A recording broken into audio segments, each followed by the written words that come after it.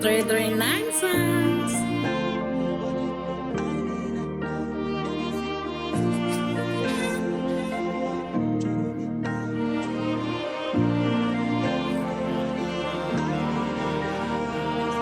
This is 339 cents. She's a bad girl, Aaade ane basikoro, Akanditi ndinoda ane motikarii, ane rycroyc kwte mota dzekudhara.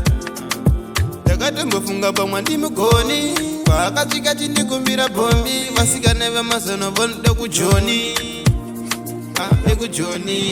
My body, your body, I'm feeling this now, andimugoni. I need right now, come because I'm not okay. Rudo ndapota zviti zangu, nondipa love ndoirova kuti pangu. Inini handina chandinoti changu, pazvinhu zvose ini hapana changu. Wakunyepa kuti ndakakubata Chibharo, Chibharo, apa ndiwe munhu aingoda zvine nharo. Inga ndakakudza kuti ndinoda mufaro, mufaro.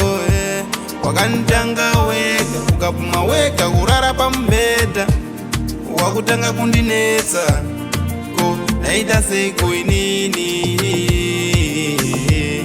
ko ndaita seko inini, ko ndaita seko inini.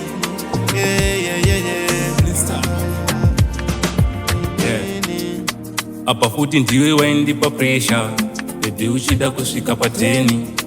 Apa uchiziva une plani, kuda kundigadzirira story.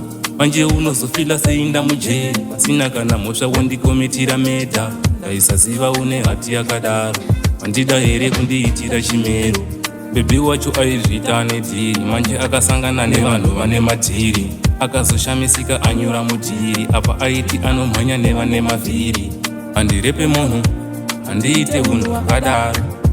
Dai takasiya pakutanga pane kubvuma muchida kuita zvakadaro. Wakunyepa kuti ndakakubata Chibharo, Chibharo, apa ndiwe munhu aingoda zvine nharo. Inga ndakakudza kuti ndinoda mufaro, mufaro. Wakanditanga wega, ukapuma wega kurara pamubhedha. Wakutanga kundinetsa, ko ndaita seko inini,